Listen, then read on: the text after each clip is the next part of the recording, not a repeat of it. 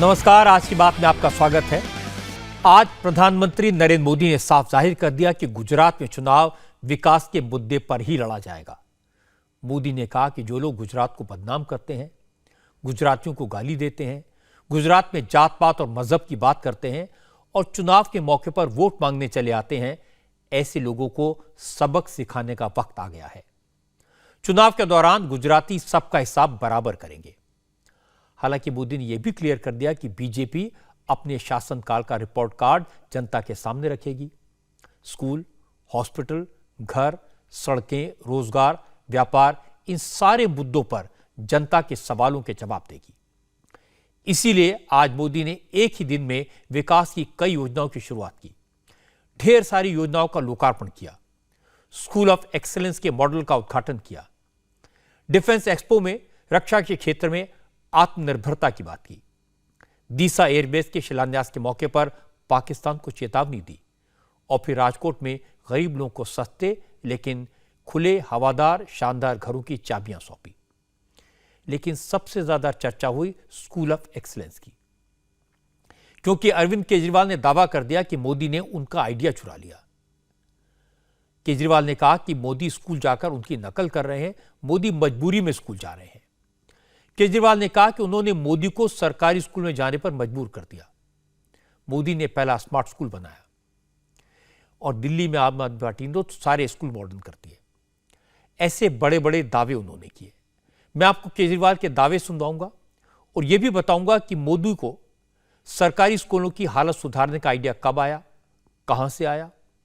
सरकारी स्कूलों में एडमिशन को एक उत्सव, एक अभियान बनाने की बात मोदी के मन में कैसे आई, कितने बरस पहले आई, और यह कैसा राज है जो कोई नहीं जानता। आज ये राज मैं आपके साथ शेयर करूंगा। लेकिन पहले यह दिखा देता हूं कि स्कूलों को लेकर आज गुजरात में सियासत कैसे हुई। आज गुजरात में प्रधानमंत्री नरेंद्र मोदी ने गांधीनगर में मिशन स्कूल ऑफ एक्सीलेंस की शुरुआत की। मोदी इस मिशन की शुरुआत करने पहुंचे तो बच्चों के बीच स्मार्ट क्लासरूम में बेंच पर बैठे दिखाई दिए। जब इसकी तस्वीरें आई तो सियासत शुरू हुई। अरविंद केजरीवाल ने तुरंत कहा कि मोदी का स्कूल जाना, बच्चों के बीच बैठना उनकी जीत है। केजरीवाल ने कहा कि आम आदमी पार्टी ने एजुकेशन को मुद्दा बना दिया, प्रधानमंत्री को स्कूल जाने के लिए मजबूर कर दिया। असल में मिशन स्कूल ऑफ एक्सीलेंस के तहत गुजरात के सरकारी स्कूलों में 50,000 नए क्लासरूम बनाए जाएंगे और 1 लाख से ज्यादा क्लासेस को स्मार्ट क्लासरूम में तब्दील कर दिया जाएगा। इस मौके पर प्रधानमंत्री ने कहा कि हाल ही में देश में 5G सर्विस लॉन्च की गई है और अब 5G के जरिए स्मार्ट क्लासरूम और स्मार्ट टीचिंग को बेहतर किया जाएगा। आज मोदी खुद इसका एक्सपीरियंस करने पहुंचे कि भविष्य में गुजरात के स्कूलों में क्लासरूम्स कैसे होंगे, बच्चे कैसे पढ़ेंगे। इसलिए मोदी ने बच्चों के बीच में बैठकर क्लास अटेंड की। ये देखा क्लास कैसे चलती है, सिस्टम भविष्य में कैसे काम करेगा, बच्चों को जो पढ़ाया जाएगा वो बच्चे समझ पाएंगे या नहीं। मोदी ने बच्चों के बीच बैठकर सब कुछ देखा, पूरे सिस्टम को समझा। और जैसे ही बच्चों के साथ क्लास में बैठे मोदी की तस्वीरें आई तो आम आदमी पार्टी ने बयानबाजी शुरू की।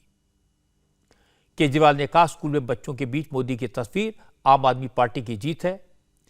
केजरीवाल ने कहा उन्हें बेहद खुशी है कि आज देश की सभी पार्टियां और सभी नेता शिक्षा और स्कूलों की बात कर रहे हैं।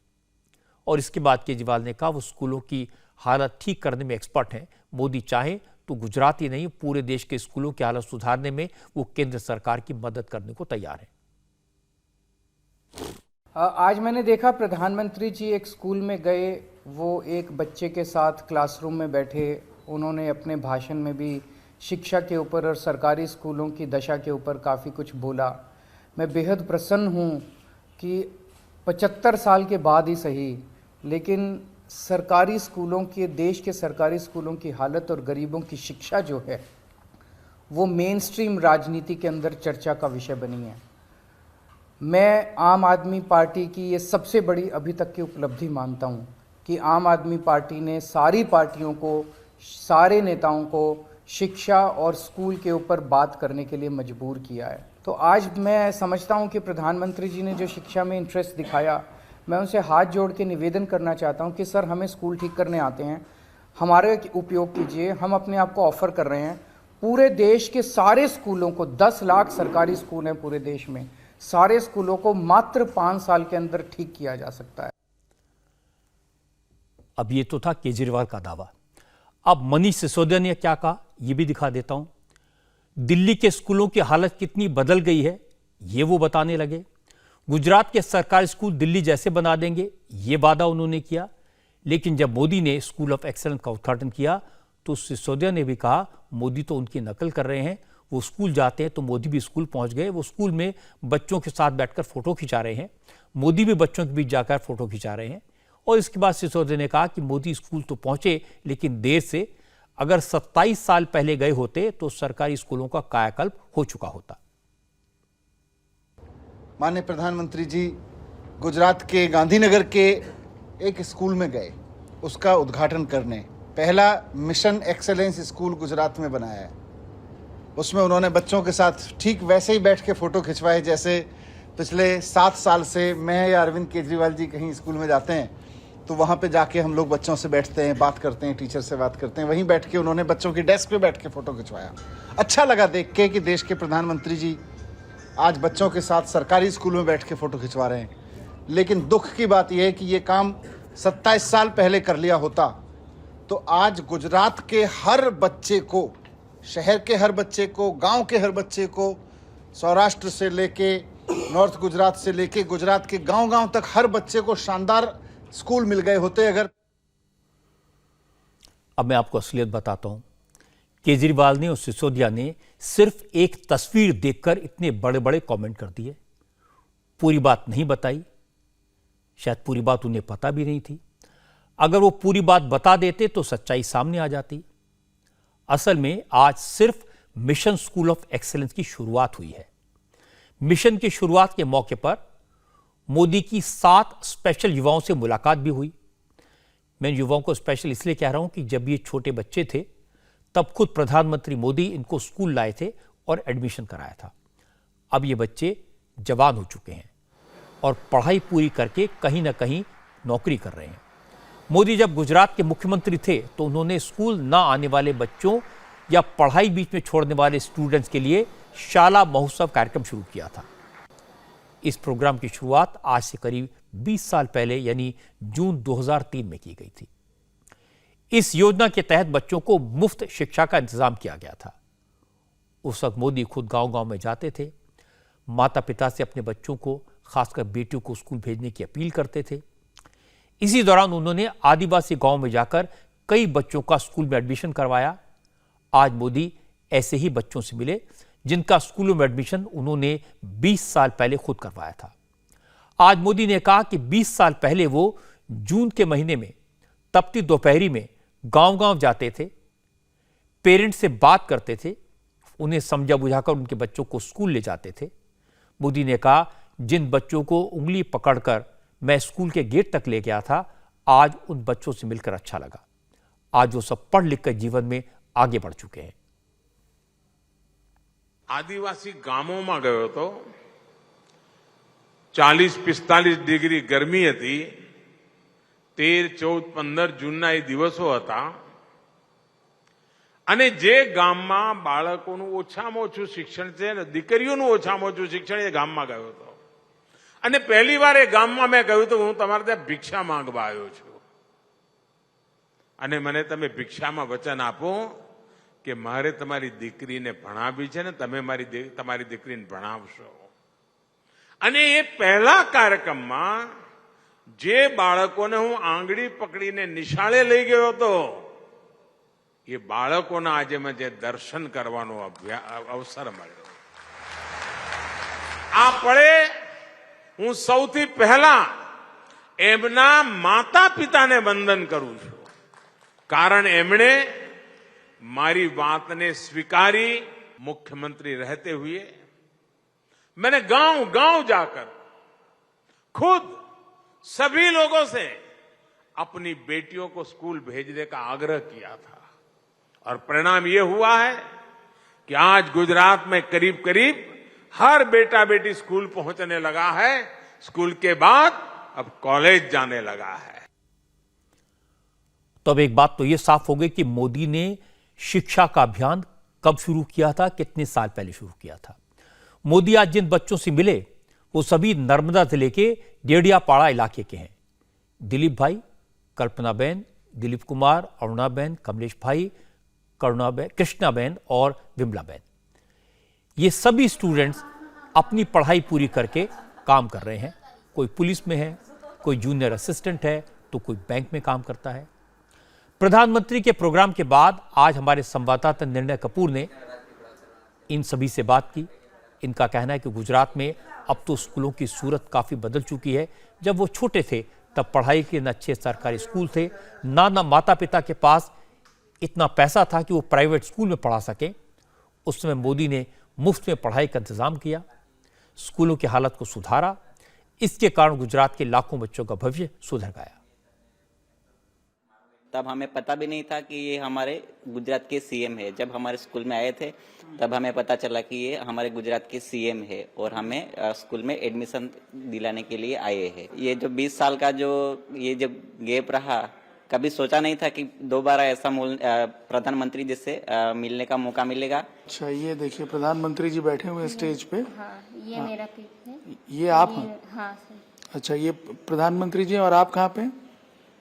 ये। अच्छा, ये आप हैं? हाँ सर। अच्छा, इस तरह से आपको टोपी भी पहना के ले जाते थे? हाँ, बैग और चॉकलेट, नोटबुक्स, पेंसिल सब दिया था सर। अच्छा। हाँ। तो गांव में मतलब अब आपको तो उस टाइम इतना आइडिया नहीं होगा, लेकिन बाद में आपने जब देखा होगा, अभी भी इस तरह से शाला प्रवेश उत्सव चल रहा है? हाँ, चल रहा है। ऐसा माहौल कैसा होता है उस टाइम? अच्छा रहता है सर। अभी आपने कहाँ तक पढ़ाई कर ली है? मैं एमकॉम पूरा किया है। अच्छा, एमकॉम कर लिया आपने? हाँ सर। तो अभी क्या कर रही हैं? बैंकिंग का कोर्स कर रही हूँ और बैंक में जॉब भी कर रही हूँ। आप ये बताओ, आप क्या कर रहे हो आजकल? दक्षिण गुजरात बीज कंपनी लिमिटेड में जूनियर असिस्टेंट में एचआर का काम कर रहा हूँ। एचआर सेक्शन संभाल रहा हूँ। कहाँ तक पढ़ाई कर ली है? बीएससी बीएड कंप्लीट है। आपको लगता है पुलिस फोर्स ज्वाइन कर पाती अगर इतना आगे तक पढ़ पाती? पहले ये सोचा था आपने? No sir. क्यों? क्योंकि वो मोदी साहब ने फ्री में पढ़ाई करने के लिए योजना की थी ना, इसलिए। मेरे पापा खेती काम करते हैं, तो हम 4 भाई बहन थे, लेकिन मेरे पापा हमारे खर्च करने के मजबूर थे, लेकिन फ्री में हमको शिक्षण मिला, इसलिए मैंने बीकॉम क्लियर किया। शाला प्रवेशोत्सव हुआ था, तभी मोदी साहब आया था, तभी उन्होंने रास्ता दिखाया था कि गवर्नमेंट स्कूल में पढ़ने से क्या फ़ायदा होता है, क्या नहीं, सब सिखाया था। पहले बच्चे नहीं आते थे, भाग जाते थे स्कूल से। जब मोदी सर के आने से हमारे स्कूल में रौनक जैसी आ गई। उसने हमारे स्कूल में सब बच्चों को गिफ्ट दिया, वो सब कुछ किया हमारे स्कूल लिए। तो हमारे पूरे स्टूडेंट का सबको बहुत फ़ायदा हुआ। ये बच्चे आज 23 साल से ज़्यादा उम्र के हैं। 20 साल पहले मोदी ने बच्चों का एडमिशन स्कूल में करवाया था। आम आदमी पार्टी 2013 में बनी थी। अब केजरीवाल कह रहे हैं कि मोदी ने अब बच्चों के लिए बेहतर शिक्षा और बेहतर स्कूल का आइडिया उनसे चुरा लिया। सिसोदिया कह रहे हैं कि मोदी पहली बार सरकारी स्कूल में गए। लेकिन मैं आपको बता देता हूं कि आज मोदी किसी स्कूल में नहीं गए। आज मोदी ने मिशन स्कूल ऑफ एक्सीलेंस का उद्घाटन किया। आज मिशन की शुरुआत हुई है। इस मिशन के तहत अब गुजरात के सरकारी स्कूलों के क्लासरूम को स्मार्ट बनाया जाएगा। आज मोदी ने मिशन की शुरुआत के मौके पर एक मॉडल क्लासरूम की एक मीटिंग की, एक्सपीरियंस करने के लिए, यह जानने की कोशिश की कि भविष्य में गुजरात के स्कूलों के क्लासरूम कैसे होंगे और उनमें किस किस तरह की सुविधाओं की जरूरत होगी। यह किसी स्कूल की तस्वीर नहीं थी, सिर्फ एक मॉडल था। मोदी किसी स्कूल में नहीं गए थे, यह उसका एक प्रोटोटाइप था। मोदी आज उन बच्चों से मिले जिन बच्चों का 21 साल पहले स्कूल में उन्होंने एडमिशन करवाया था। और इसके बाद बीजेपी के कार्यकर्ताओं ने केजरीवाल और सिसोदिया को जवाब देने के लिए मोदी के पुराने तस्वीरें सामने रख दी। ये तस्वीरें उस वक्त की हैं जब मोदी मुख्यमंत्री थे और अक्सर सरकारी स्कूलों के हालत देखने के लिए अचानक स्कूल में पहुंच जाते थे। इतना ही नहीं, सरकारी स्कूलों की हालत सुधारने की बात हो या फिर शाला उत्सव शुरू करने का फैसला, इसका आइडिया भी मोदी को कहां से आया, कैसे आया, इसका राज भी अब मैं आपको बताता हूं। यह राज हमारे सामने खोला मोदी के बड़े भाई सोमा भाई ने। सोमा भाई ने बताया कि बचपन में उनके गांव में स्कूल था।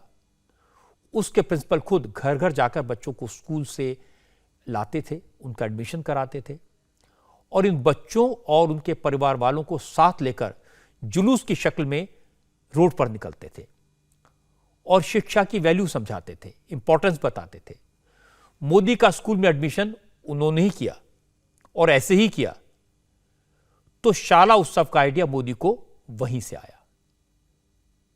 हमारे घर से नजदीक में एक गामठी स्कूल थी, 1st to 4th स्टैंडर्ड तक की थी, प्राइवेट थी और उनके जो मालिक थे जेठालाल जोशी करके, वो हमारे गुरु तुल्य थे। हमारे वहाँ धार्मिक कार्यक्रम कोई था तो उन्हीं को बुलाया जाता था। तो बच्चों को उनकी स्कूल में एडमिशन करने के लिए बच्चे के पिताजी या उनके वाली जो कोई है गार्डियन वो जाते थे वहाँ पर। जोशी जी को बोलते थे कि हमारा बच्चा है, उसको एडमिशन करना है, तो पूछेंगे क्या उम्र है, जन्म तारीख क्या है, वो लिख लेंगे। फिर अपना वो पंचांग निकालते थे, पंचांग में देखते थे कौन सा दिन अच्छा है। फिर वो बोलते थे कि ये तारीख को इतने बजे मैं आपके बच्चे को लेने के लिए आऊंगा। फिर वो स्कूल के पूरे बच्चों का जुलूस लेके रास्ते में शिक्षा के बारे में एक गीत सुनाते सुनाते उनके घर पर जाते थे। घर पर जाके बच्चे के पास पूजा करवाते थे, माँ बाप के पास में बैठाते थे। फिर बच्चे की उंगली पकड़ के वो दूसरा अगर कोई बच्चा को एडमिशन है तो उनके घर जाते थे। इस तरह से 5-7 लोगों का एडमिशन होता था तो 5-7 घर पर जाते थे। ये जो था प्रवेशोत्सव, उसको बड़े स्वरूप में गुजरात में नरेंद्र भाई ने सीएम बनने के बाद प्रवेशोत्सव का कार्यक्रम शुरू करवाया और इसकी वजह से देहात में जो बच्चे स्कूल में जाते नहीं थे वो स्कूल में जाने लगे। ड्रॉप आउट रेट था वो कम होने लगा। इस तरह से शिक्षा में बढ़ोतरी हुई। ये बड़ा काम उन्होंने अपने बचपन में अपने खुद का प्रयोग था। वो खुद भी उसी तरह से स्कूल में एडमिशन हुए थे, तो ये उनको याद हुआ और ये उसी को उन्होंने इसको कार्यान्वित किया फिर से। तो मोदी न तो सरकारी स्कूल में अब पहली बार गए और न ही शिक्षा में सुधार का आइडिया उन्होंने किसी से उधार लिया। मैं कुछ डिटेल्स आपको बताता हूं। 2003 में मुख्यमंत्री रहते हुए नरेंद्र मोदी ने स्कूल में बच्चों का एनरोलमेंट बढ़ाने के लिए शाला प्रवेशोत्सव अभियान शुरू किया था। इसका फायदा यह हुआ कि 2020-21 तक गुजरात के सरकारी स्कूलों में स्टूडेंट्स का एनरोलमेंट रेट 24% बढ़ गया। पहली से 8वीं क्लास के बच्चों के पढ़ाई बीच में छोड़ने में भी करीब 19% की कमी आ गई। प्रवेशोत्सव के साथ गुजरात में मोदी ने कन्या केलवणी महोत्सव शुरू किया, जिसमें लड़कियां भी पढ़ाई के मामले में लड़कों की बराबरी कर सके। इससे लड़कियों के पढ़ाई बीच में छोड़ने की संख्या में काफी कमी आई। 2001 से 2021 के दौरान गुजरात में 1.37 लाख स्कूल बनाए गए, 1,37,000 क्लासरूम। पिछले 20 साल में गुजरात सरकार ने 2 लाख से ज्यादा टीचर्स की भर्ती की। गुजरात में सरकार हर स्टूडेंट की पढ़ाई पर नजर रखती है। इसके लिए विद्या समीक्षा केंद्र शुरू किया गया है। यह एक डिजिटल मॉनिटरिंग सेंटर है जिसके जरिए हर स्टूडेंट की प्रोग्रेस पर नजर रखी जाती है। गुजरात 2020 में बनी नई शिक्षा नीति लागू करने के मामले में काफी आगे है। शिक्षा के डिजिटाइजेशन में गुजरात आगे है। कोविड महामारी के दौरान गुजरात में टीचर्स ने 2.5 करोड़ से ज्यादा ऑनलाइन क्लासेस ली। गुजरात देश का पहला राज्य है जहां पर सरकार ने अपनी एक कंपनी खोली जो ऑनलाइन पढ़ाई करवाती है। गुजरात सरकार ने इसके लिए जी शाला ऐप बनाया, जिसे 30 लाख से ज्यादा बार डाउनलोड किया गया है। अब गुजरात में इतनी सारे काम किए गए, सरकारी एजुकेशन में इंप्रूवमेंट हुआ, उसका असर क्या हुआ?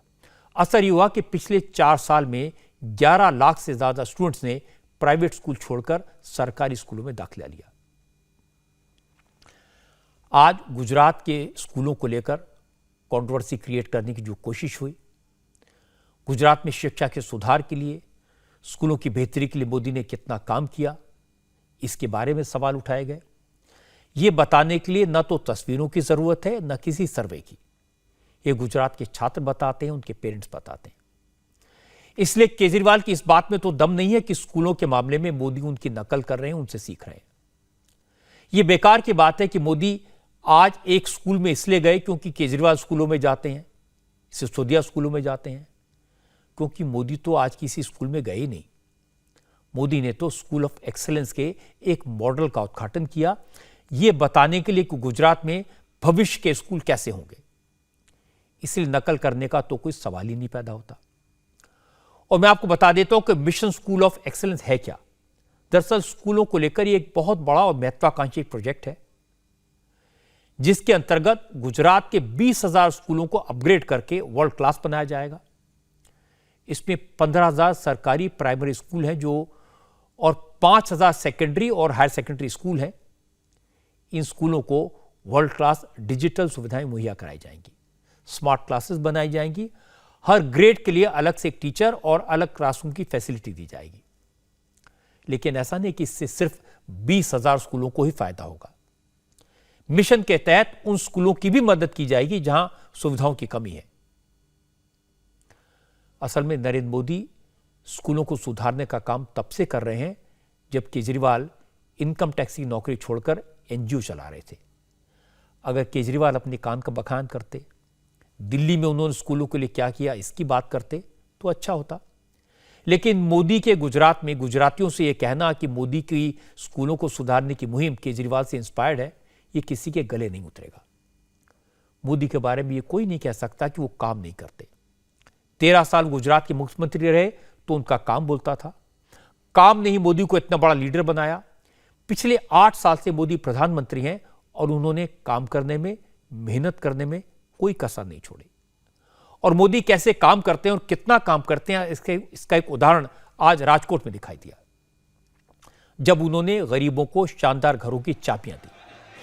इन घरों की तस्वीरें आपको दिखाऊं उससे पहले आपको दिखा देता हूं कि आज शाम को जब मोदी राजकोट पहुंचे तो सड़क के दोनों तरफ हजारों लोग प्रधानमंत्री के इंतजार में खड़े थे। राजकोट के रेसकोर्स ग्राउंड में मोदी का कार्यक्रम था। एयरपोर्ट से रेसकोर्स ग्राउंड तक की वो दूरी महज 1.5 किलोमीटर है, लेकिन यह फासला तय करने मोदी को करीब आधे घंटे का वक्त लगा। मोदी को देखने के लिए जबरदस्त भीड़ जुटी थी।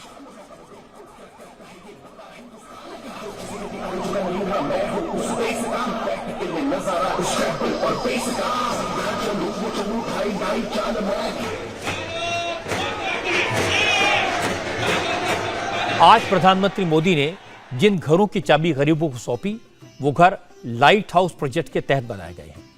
इस योजना के तहत देश के 6 राज्यों में गरीब लोगों के लिए जो घर बनाए गए वो लेटेस्ट तकनीक से बने हैं। कम से कम 80 साल तक इन घरों को कुछ नहीं होगा। आपको जानकर हैरानी होगी, इतनी तेजी से काम हुआ कि सिर्फ 2 दिन में 8 फ्लैट बनकर तैयार हो जाते थे। 13 मंजिल की बिल्डिंग 26 दिन में बन गई। इस बिल्डिंग में कुल 104 फ्लैट होते हैं। राजकोट में जो सोसाइटी बनी है वो 10 एकड़ में है।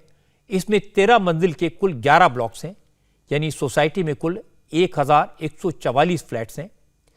इसके अलावा यहाँ health centre, anganwadi, shopping centre, community centre, बड़ों के लिए पार्क, बच्चों के लिए प्लेइंग एरिया, सब कुछ है। कॉमन एरिया के लिए सोलर लाइट लगाई गई हैं, यानी हर वो सुविधा यहां मौजूद है जो किसी भी पॉश सोसाइटी में होती है।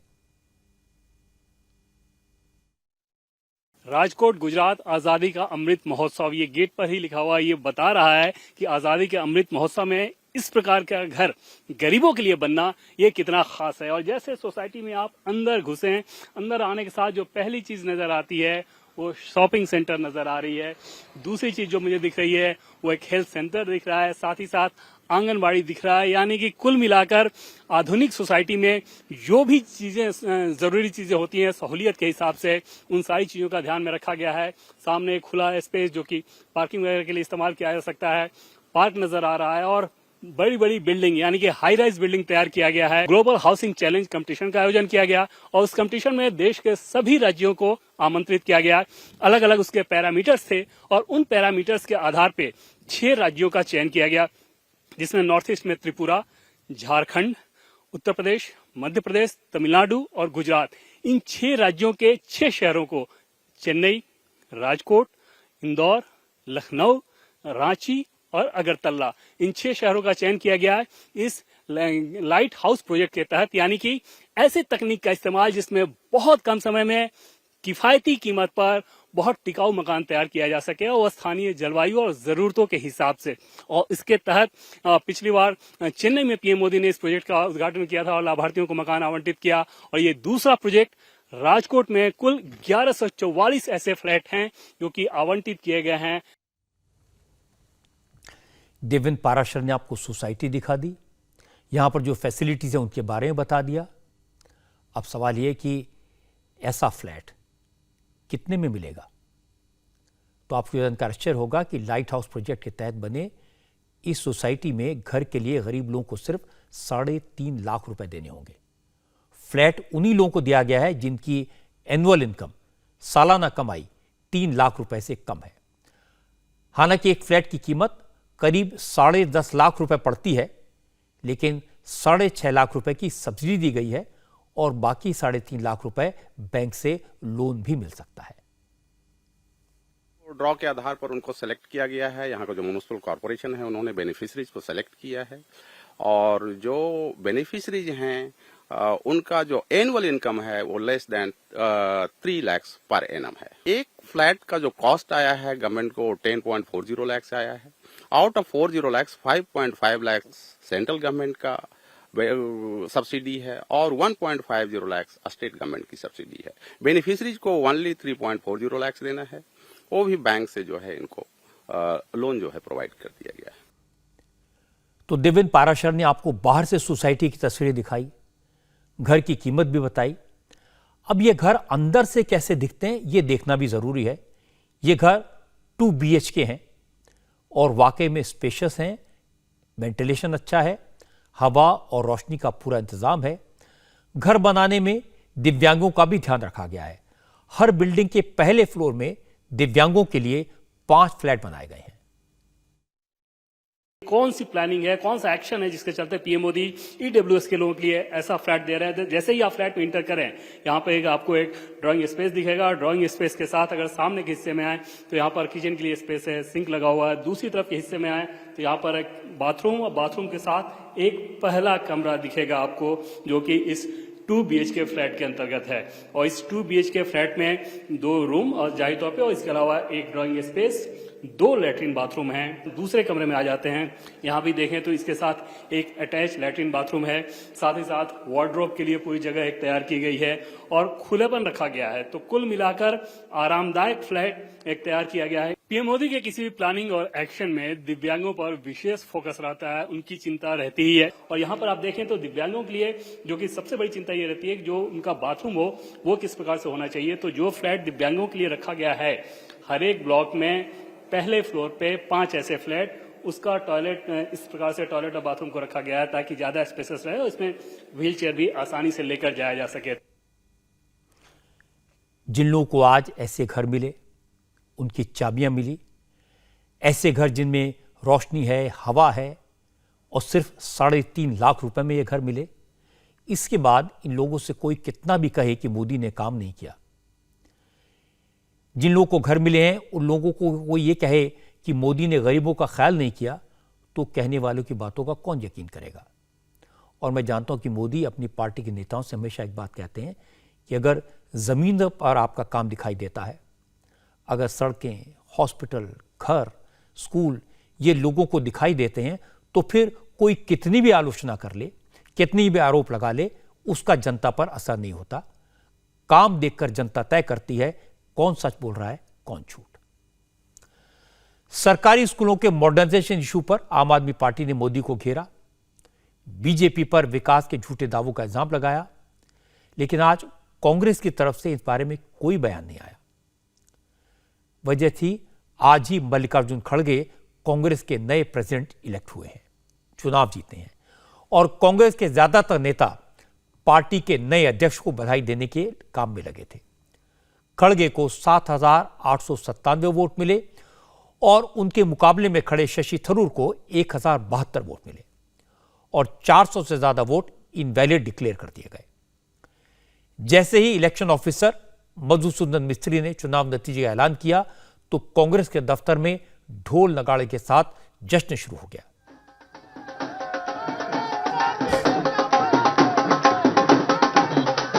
कांग्रेस के बड़े बड़े नेता मल्लिकार्जुन खड़गे को बधाई देने पहुंचने लगे, शशि थरूर ने भी खड़गे को उनके घर जाकर मुबारकबाद दी और इसके बाद सोनिया गांधी, प्रियंका गांधी के साथ खड़गे के घर पहुंचे। राहुल गांधी कर्नाटक में, इसलिए उन्होंने फोन करके पार्टी के नए अध्यक्ष को शुभकामनाएं दी और इसके बाद मल्लिकार्जुन खड़गे ने ऐलान किया कि वो 26 अक्टूबर को औपचारिक तौर पर कांग्रेस अध्यक्ष पद संभालेंगे। खड़गे ने लिखा हुआ बयान पढ़ा जिसमें सोनिया गांधी को त्याग की मूर्ति और नरेंद्र मोदी को संघ की तानाशाह बताया। खड़गे ने कहा कि सोनिया गांधी ने त्याग किया, बलिदान दिया, खून पसीने से कांग्रेस को मजबूत किया, उनका शुक्रिया, लेकिन अब कांग्रेस के कार्यकर्ताओं को मिलकर फासिस्ट ताकतों से लड़ना होगा क्योंकि देश को तानाशाह की सनक के भरोसे नहीं छोड़ा जा सकता। आज देश में सबसे बड़ी समस्या कमरतोड़ महंगाई यानी इन्फ्लेशन, भयंकर बेरोजगारी अनएम्प्लॉयमेंट, अमीर गरीब के बीच की खाई बढ़ते जा रही है और सरकार के द्वारा देश में फैलाई जाने वाली नफरत, हमें फैसिस्ट ताकतों से लड़ना है जो कम्युनलिज्म का चोला ओढ़कर डेमोक्रेटिक इंस्टीट्यूशन पर अटैक कर रहे हैं। हम संगठन को भी मजबूत करेंगे और इन चुनौतियों से भी लड़ेंगे। दिल्ली की सत्ता पर बैठे हुए हुक्मरान सरकार बातें तो बहुत करते हैं पर काम कुछ नहीं होता और असलियत में उनके चरित्र को 4 शब्दों में अगर मैं बताऊं कि ये है खोखला चना बाजे घना। दोस्तों, हमारा मानना है कि देश एक तानाशाही की सनक की भेंट नहीं चढ़ाया जा सकता। हमें इकट्ठे होकर इन विनाशकारी ताकतों को हराना है। पार्टी के सभी दोस्तों को संसद से सड़क तक लड़ना होगा। बूथ स्तर पर संगठन के हर साथी को जोर से संघर्ष करना होगा। राहुल गांधी ने आज दावा किया कि कांग्रेस में अध्यक्षीय चुनाव की प्रक्रिया ट्रांसपेरेंट थी, फ्री एंड फेयर थी, बड़े अच्छे तरीके से इलेक्शन हुआ। लेकिन शशि थरूर के इलेक्शन मैनेजर सलमान सोज ने इलेक्शन प्रोसेस पर सवाल उठा दिए। आज नतीजे आने से ठीक पहले सलमान सोज ने कांग्रेस के चुनाव प्रभारी मधुसूदन मिस्त्री को चिट्ठी लिखी, आरोप लगाया कि यूपी में चुनाव की वोटिंग में बहुत सारी धांधली की गई है, इसलिए यूपी में डाले गए सभी वोटों को इनवैलिड डिक्लेयर किया जाए, फिर से वोटिंग कराई जाए। इस पर मधुसूदन मिस्त्री ने कहा कि कोई गड़बड़ नहीं हुई। मिस्त्री ने कहा कि अगर कोई शिकायत थी तो पार्टी में बात करनी चाहिए, इस तरह की चिट्ठी मीडिया में लीक करना ठीक नहीं है। लेवल प्लेइंग फील्ड ना होने आरोपों का जवाब हमने पहले दे दिया था। लास्ट में जो कल उन्होंने आरोप लगाए वो हम उनको बुला के बातचीत करके करेंगे। हमारे पास उसका जवाब है लेकिन हम वो देना नहीं चाहते मीडिया के अंदर। उन्होंने सार्वजनिक किया है, हम सार्वजनिक नहीं करना चाहते उसका जवाब, क्योंकि वो पार्टी का अंदरूनी मामला है। इस वजह से हम उसके साथ में बैठ के बातचीत करेंगे। तो आपको क्या लगता है कि थरूर साहब को इसको सार्वजनिक नहीं करना चाहिए था? मैं मानता हूं कि उनको नहीं करना चाहिए था। मैं मानता हूं उनके और उनके एजेंट को यहाँ पर आकर हमसे बातचीत करनी थी।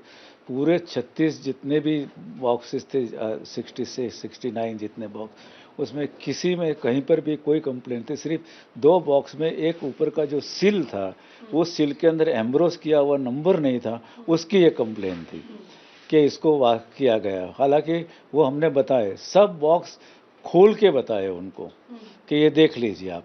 सब उनने एंडोर्स किए, उनके एजेंट ने हाजिर थे अंदर अभी काउंटिंग के वक्त के अंदर से उसमें। तो it doesn't hold anything. Madhusudan मिस्त्री ने ठीक कहा, यह बात पार्टी के भीतर हो सकती थी, सवाल पूछे जा सकते थे, लेकिन शशि थरूर के इलेक्शन मैनेजर ने इस बात को भी नहीं सुना। सलमान सोज ने कहा कि थरूर की तरफ से सारे लेटर उन्होंने ही लिखे थे और वही लिखा जो देखा। शिकायत, देखिए मैंने तो वर्ड शिकायत तो यूज नहीं किया, मैंने तो कहा कि हम कम्युनिकेट करते हैं। कम्युनिकेट करना इज नॉट नेसेसरली शिकायत, but at the same time it's not a love letter. पर सर, थरूर साहब पूरे कैंपेनिंग के दौरान तमाम तरह के आरोप उन्होंने लगाए कि प्रपोजर्स पर दबाव जो है वो बनाया। थरूर साहब ने आरोप की बात नहीं है। हमने जो कुछ देखा वो हमने मधुसूदन मिस्त्री जी की नोटिस में लाया, क्योंकि वही प्रोसेस है। हमारा प्रोसेस तो यही है कि हम उनकी नोटिस में ला सकते हैं, और जो भी लाना था हमने उनकी नोटिस में लाया। There is documentation around it, you can ask Mistry ji. आप पारदर्शी नहीं हुए क्या? लेकिन मैं साथ में इसमें आपको ये बोलना चाहता हूँ कि मिस्त्री जी ने कहा, मैंने सुना कि प्रेस कॉन्फ्रेंस में उन्होंने कहा कि अगर डॉक्टर थरूर ने चिट्ठियां लिखने से ज़्यादा बेहतर था कि वो अगर कैंपेन करते। मैं आपको ये सबको कहना चाहता हूं कि डॉक्टर थरूर ने एक भी चिट्ठी खुद नहीं लिखी है। उनके ऑफिस में काफी कॉम्पिटेंट लोग हैं जो चिट्ठियां ड्राफ्ट कर सकते हैं। चुनाव में गड़बड़ी के शशि थरूर के आरोपों का जवाब राहुल गांधी ने आंध्र प्रदेश से दिया। राहुल ने कहा कि कांग्रेस देश की अकेली ऐसी पार्टी है जो चुनाव कराती है। राहुल ने कहा कि थरूर की शिकायत पर जांच जरूर की जाएगी, क्योंकि कांग्रेस का अपना निष्पक्ष चुनाव आयोग है। We are the only political party in the country that holds elections. We are also the only political party that has an election commission inside it with a, you can say, a TN Session type of person. I've worked with Mistry ji. Mistry ji is absolutely straightforward, solid person. Whatever issues are felt, they will be obviously addressed to the Election Commission, and the Election Commission will take a decision on whether there were irregularities or not. What I'd like to reiterate is the Congress party has an institutional framework to do this, and we are very, very capable of doing this. हालांकि जब चुनाव के नतीजे आ गए, मल्लिकार्जुन खड़गे अध्यक्ष बन गए, तो शशि थरूर के स्वर थोड़े से बदले हुए दिखाई दिए। उन्होंने गड़बड़ी की ज्यादा बात नहीं की। कहा इतने दिन बाद चुनाव हो रहे थे, थोड़ी बहुत दिक्कतें होती हैं। शशि थरूर ने कहा अब चुनाव के नतीजे आ गए हैं, अब सबको मिलकर काम करना है। लेकिन थरूर ने यह भी कह दिया, ये तो सबको पता था, मल्लिकार्जुन खड़गे गांधी परिवार के कैंडिडेट थे, ऐसे में जो नतीजे आए उस पर किसी को हैरानी नहीं होनी चाहिए। We are conscious that the party has held no election for 22 years. And I don't think we can either say we are absolutely satisfied or that we have any reason to mistrust. I think the fact is that in an election of this nature, after such a long time, there are bound to be glitches, there are bound to be slip-ups, and there were. But the fact is that for us, we never doubted the good faith of the election authority or of the party leadership in wanting to have a free and fair opportunity for both candidates to contest. You're right, the leadership by and large stayed with Mr. Kharge. Again, that is not necessarily surprising. If you have a choice between change and continuity, and you are part of the continuity by your own rule, why would you want to change? I mean, I must say I admire those who did come out nonetheless and support me. So I have no regrets about any of this. वैसे आज कांग्रेस के जिस भी नेता ने मल्लिकार्जुन खड़गे के party president बनने पर कमेंट किया, उसने कहा कांग्रेस अकेली ऐसी पार्टी है जहां अध्यक्ष पद का चुनाव होता है। उन्होंने इसे एक बड़ी उपलब्धि बताया, और यह वाकई में उपलब्धि है भी, क्योंकि 24 साल के बाद कांग्रेस में चुनाव हुए। 24 साल के बाद गांधी नेहरू परिवार के बाहर का कोई व्यक्ति कांग्रेस का अध्यक्ष बना। अब जरूरत इस बात की है कि चुने हुए अध्यक्ष को फैसले लेने का पूरा अधिकार दिया जाए। अगर यह इंप्रेशन बन गया कि मल्लिकार्जुन खड़गे सिर्फ एक मोहरा हैं, यह इंप्रेशन बन गया कि फैसले आज भी राहुल गांधी लेते हैं, तो किए कराए पर पानी फिर जाएगा। आज की एक और बड़ी खबर है, आरएसएस के कैंप से आई है। आरएसएस ने जनसंख्या नियंत्रण, कॉमन सिविल कोड और धर्मांतरण जैसे मुद्दों पर आज खुलकर अपनी राय जाहिर की। आरएसएस का कहना है कि देश में आबादी का बढ़ता असंतुलन चिंता की बात है और इससे भविष्य में तमाम तरह की दिक्कतें पैदा हो सकती हैं। इसलिए एक ठोस नीति बनाने की जरूरत है।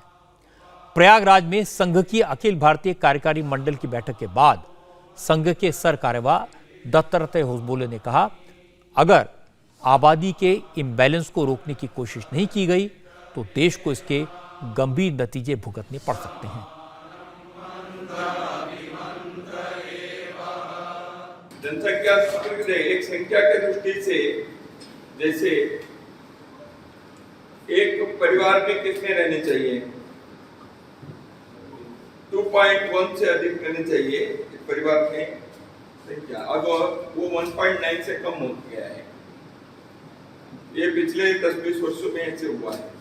आने वाले वर्षों में बच्चों के युवकों की संख्या कम होकर बूढ़ों की संख्या के अनुपात ज्यादा होने की संभावना आने वाले 30 वर्षों में 40 वर्षों एक असंतुलन है। दूसरा है हमारे देश में कन्वर्शन होने से, मतांतरण होने से कई जगह पर संख्या हिंदुओं की कम है। उसके परिणाम भी भुगतना पड़ता है। तो पहले भी हुआ है और जगह जगह पर उसकी समस्या भी आई है। इसलिए ये जो किसी न किसी प्रकार से मतांतरण करने की कई साजिश है, यह भी एक जनसंख्या को दूसरा घुसपैठी बांग्लादेश के बांग्लादेश से उत्तर बिहार के राज्यों में आप पूर्णिया, कटिहार वगैरह देखेंगे या नॉर्थ ईस्ट में देखेंगे, ये इसी के लिए आंदोलन भी हुआ था वहाँ। तो इन कारणों से वहाँ के सामाजिक आर्थिक दृष्टि से तनाव पैदा होते हैं। तो ये तीनों कारण है जनसंख्या का असंतुलन के जब हम कहते हैं। संघ का अखिल भारतीय कार्यकारी मंडल संगठन की सबसे ताकतवर बॉडी है। एक तरह से संघ की नेशनल एग्जीक्यूटिव है, जिसमें सारे अहम मुद्दों पर चर्चा होती है और फैसले होते हैं और पॉलिसी बनाई जाती है। प्रयागराज में जो मीटिंग हुई उसमें तय किया गया कि 2024 तक आरएसएस देश के हर गांव तक पहुंचेगी और इस सिलसिले में संघ के लोग दूसरे धर्म के लोगों से बातचीत के सिलसिले को आगे बढ़ाएंगे। दत्तात्रेय होसबोले ने कहा कि अल्पसंख्यक समुदाय माइनॉरिटी से संघ का यह संवाद आज से नहीं, कम से कम 5 दशकों से होता आया है। हम अल्पसंख्यक कैसे किसी को अल्पसंख्यक की कल्पना ही अपने देश में वो ठीक नहीं, ऐसे संघ का पहले से कहना है। सब देश के नागरिक हैं, ठीक है, अलग अलग पूजा पाठ अपने स्वभाव के वो अनुपालन करते हैं, कर सकते हैं, देश की विविधता है, हम सभी के संपर्क रखते हैं। आप जिनको अल्पसंख्यक कहते हैं वो वार्ता भी पिछले 40 साल से भी वो भी चल रहा है। पूजनीय गुरु जी, पूजनीय बाला साहब देवव्रत जी के कालखंड में भी ऐसे वार्ता होना हुआ है। ईसाइयों ने मीटिंग में भी अपने संघ के अधिकारियों को बुलाकर अपने विचार रखने के लिए उन्होंने स्वयं निमंत्रण भी दिया है, अपने लोग गए भी हैं।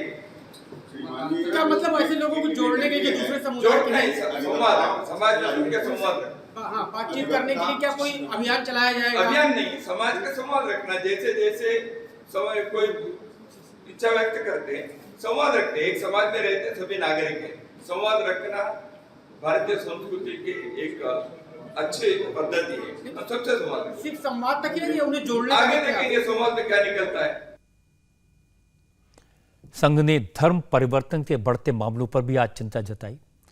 दत्तात्रेय होसबोले ने कहा कि जो लोग अपना मजहब बदलते हैं उनको सरकारी योजनाओं का फायदा नहीं मिलना चाहिए। होसबोले ने कहा कि संघ से जुड़े लोग अपने अपने लेवल पर लोगों की घर वापसी यानी हिंदू धर्म में वापसी की कोशिश करते रहते हैं और ये कामयाब भी हो रही है। राष्ट्रीय स्वयंसेवक संघ मतांतरण रोकने के लिए कहने करता है। कई समाज में आर्य समाज, धर्म जागरण विभाग, तरह तरह के लोग करते हैं, उनके साथ सहयोग करने के लिए अपने कार्यकर्ता को कहा। एक दूसरा, मतांतरण फिर भी हो रहा है, कानून है, कई जगह पर है, कानून लागू होने चाहिए। पहले भी कानून हिमाचल प्रदेश में, अरुणाचल प्रदेश में, तमिलनाडु में आया था, उस प्रकार के कानून को वहां लागू करने के कई प्रकार की समस्या वगैरह होगी, लेकिन वो कानून होना चाहिए। एक दूसरा, मतांतरण होने के षड्यंत्र तो भाई घर वापसी भी कर रहे हैं, उसमें भी अच्छे प्रमाण में उसका भी अच्छा अनुभव है। तो इसलिए मतांतरण होने के कारण विदेशी सब प्रकार के संसाधन और बाकी चीजें भरपूर आ रही है और कुचला कर, धोखा देकर मतांतरण करने का प्रयत्न भी होता है, जो हमारे कुछ समुदाय के अनपढ़ ऐसे जो भोले लोग हैं उनके साथ करने का एक छल भी होता है। संघ के लोग माइनॉरिटी से बातचीत करने के सिलसिले की बात करें, इस पर किसी को कोई आपत्ति नहीं होनी चाहिए। बातचीत होना, डायलॉग होना एक अच्छा काम है, लेकिन संघ के लोग जब जनसंख्या के असंतुलन की बात करते हैं तो उसका मतलब लगाया जाता है कि हमारे देश में मुसलमानों की संख्या तेजी से बढ़ रही है और चूंकि हिंदू उसके अनुपात में नहीं बढ़ रहे इसलिए हिंदुओं की परसेंटेज कम हो रही है। हालांकि ओवैसी इससे बिल्कुल गलत बताते हैं। उनका दावा है कि मुसलमान फैमिली प्लानिंग के साधनों का आजकल ज्यादा इस्तेमाल करते हैं, इसलिए उनकी आबादी ज्यादा नहीं बढ़ रही। मुझे लगता है इस मामले में एक साइंटिफिक स्टडी की जरूरत है। डिजिटल इंडिया के जमाने में एग्जैक्ट फिगर्स जानना, ट्रेंड को समझना, किसकी आबादी कितने अनुपात में बढ़ रही है, ये समझ पाना कोई मुश्किल काम नहीं है। और यह बात सही है कि अगर जनसंख्या में इम्बैलेंस होगा तो समस्याएं बढ़ेंगी। लेकिन वाकई में क्या एक असंतुलन है, क्या एक इम्बैलेंस है, इसे फैक्ट्स और फिगर्स के साथ साबित करना, समझना भी जरूरी है। बरसात हुई तो यूपी की सड़कों में गड्ढे पड़ गए। शिकायतें हुई तो अब सरकार ने यूपी की सड़कों को गड्ढा मुक्त बनाने का अभियान पूरे जोर शोर से चलाया है। पीडब्ल्यूडी डिपार्टमेंट का अंदाजा यह है कि यूपी में कम से कम 576 किलोमीटर सड़कें ऐसी हैं जिनमें गड्ढे हैं और इन गड्ढों को तुरंत भरे जाना जरूरी है। चीफ मिनिस्टर योगी आदित्यनाथ सड़कों के गड्ढे भरने के लिए 15 नवंबर तक का वक्त तय कर चुके हैं, डेडलाइन दे चुके हैं। इस काम की निगरानी के लिए पीडब्ल्यूडी मिनिस्टर जितेंद्र प्रसाद की अगुवाई में ग्रुप ऑफ मिनिस्टर्स का गठन कर दिया गया है। सड़कों के गड्ढे भरने का काम फुल स्पीड से किया जा रहा है। काम की स्पीड और क्वालिटी का जायजा लेने के लिए जितेंद्र प्रसाद, स्टेट मिनिस्टर मयंकेश्वर प्रसाद सिंह दोनों खुद सड़कों पर उतरे। आज जितेंद्र प्रसाद ने लखनऊ की एक सड़क का इंस्पेक्शन किया। वो अपने साथ अफसरों की टीम लेकर आए थे। जिस सड़क को अभी बनाया गया था उस सड़क की क्वालिटी चेक करने के लिए रोड ड्रिलिंग मशीन मंगाई गई। मशीन से सड़क में होल कराया गया और उसका सैंपल जांच करने के लिए भेजा गया। जितेंद्र प्रसाद ने सड़क की चौड़ाई भी खुद फीता लेकर नापी।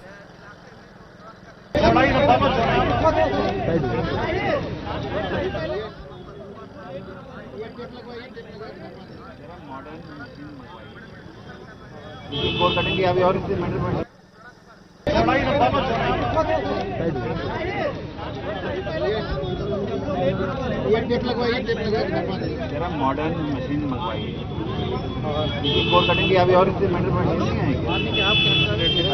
नॉट पॉसिबल, मैं मानने को तैयार नहीं। ये कितने से पुरानी मशीन है?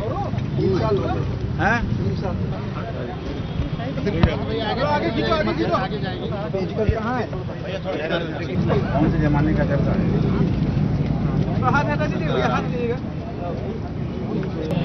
दिखाए अरे कैमरा हटाओ यार। ये पूरा इतना ही निकला है बस। सर दिखा दीजिए। इसका गिट्टी वगैरह कहाँ है?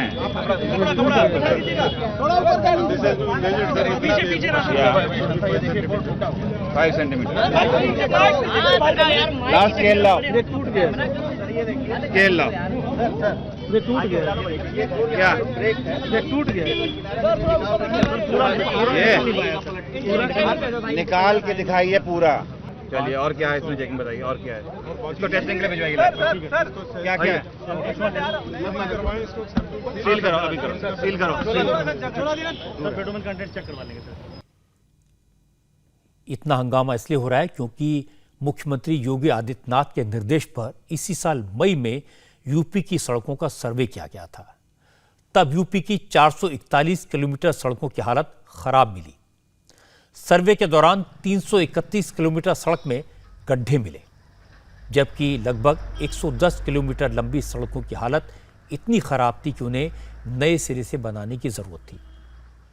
इसके बाद बारिश हुई और भारी बारिश ने सड़कों की हालत और भी खराब कर दी। पीडब्ल्यूडी विभाग ने फिर से यूपी की सड़कों का सर्वे कराया तो पता चला कि अब राज्य की 576 किलोमीटर लंबी सड़कों को तुरंत दुरुस्त करने की जरूरत है। इसके बाद योगी आदित्यनाथ ने सड़कों के गड्ढे भरने के लिए पीडब्ल्यूडी डिपार्टमेंट को 15 नवंबर तक का टारगेट दिया। इसी काम की निगरानी के लिए आज जितेंद्र प्रसाद लखनऊ में इंस्पेक्शन के लिए निकले, नई बनी सड़क की पड़ताल की और इसके बाद जितेंद्र प्रसाद ने कहा कि गड्ढों को भरने और सड़कें ठीक करने का काम युद्ध स्तर पर चल रहा है और जो भी इस काम में लापरवाही करेगा उसके खिलाफ सख्त एक्शन लिया जाएगा। मुख्यमंत्री जी के स्पष्ट आदेश हैं, जीरो टॉलरेंस पॉलिसी के तहत कार्य किया जा रहा है। अगर कहीं गुणवत्ता में कमी पाई जाएगी तो कोई बख्शा नहीं जाएगा। और साथ ही साथ ये भी सभी को, विभाग को भी निर्देश दिए गए हैं कि जितनी सड़कें हैं लखनऊ से लेकर पूरे प्रदेश में, वो आवागमन के लिए मोटरेबल बनाई जाएं। जहां व्यवस्थाएं इस भारी बरसात के बाद बिगड़ी हैं, उन्हें बॉर फुटिंग पे तुरंत कार्य किए जाएं और जो कार्य होंगे मानक के आधार पे अगर कहीं कोई भी कमी पाई गई तो सख्त से सख्त कार्रवाई होगी। यहाँ ये सड़क बनी है, इसकी कोर डेंसिटी के लिए आपके सामने ही टेस्ट कराया गया है और उसके ऊपर जांच पूरी विस्तृत कराई जाएगी। अगर कहीं भी क्वालिटी में और एक कंपोनेंट में जो मटेरियल है उसमें या किसी तरीके की और कमी होगी तो जांच के बाद कार्रवाई होगी।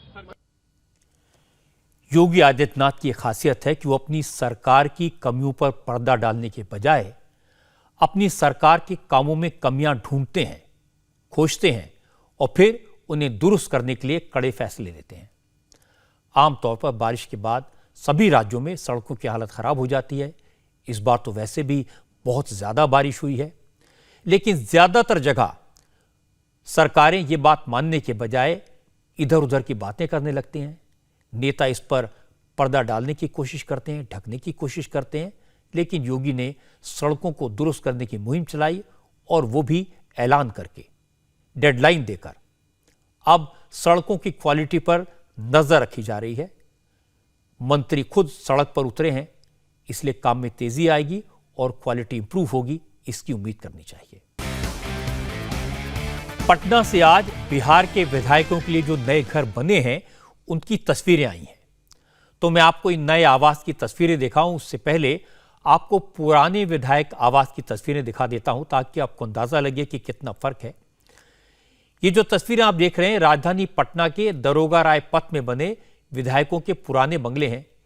इनकी हालत इतनी खराब हो गई थी कि यहां कोई विधायक रहना नहीं चाहता था। छतों से प्लास्टिक गिरने लगा था, रेलिंग टूट गई थी, पूरे कैंपस में गंदगी फैली हुई थी। लेकिन विधायकों के लिए जो नए घर बनाए गए हैं वो काफी बेहतर हैं, इनमें सारी सुविधाएं हैं। ये वीरचंद पटेल पथ पर बनाए गए हैं, डुप्ले फ्लैट्स हैं और ये विधायकों को अलॉट किए जा रहे हैं। ये 3,500 स्क्वायर फीट एरिया में बने फ्लैट्स हैं। बंगलों में मॉड्यूलर किचन है, डाइनिंग टेबल है, डबल बेड, सोफा, जो भी फैसिलिटीज उन्हें चाहिए वो सब उपलब्ध हैं। पुराने आवासों को तोड़कर बिहार सरकार ने नए घरों का निर्माण करवाया है। यहाँ जब भी हम लोग आते थे, कभी मीटिंग होता था, कभी विधानसभा खुला होता था, तो हम लोग कभी होटल में, तो कभी बहुत दूर दराज दानापुर के इलाका में एक फ्लैट लिए हुए थे मात्र 2 रूम का, उसी में किसी तरह हम लोग रहते थे।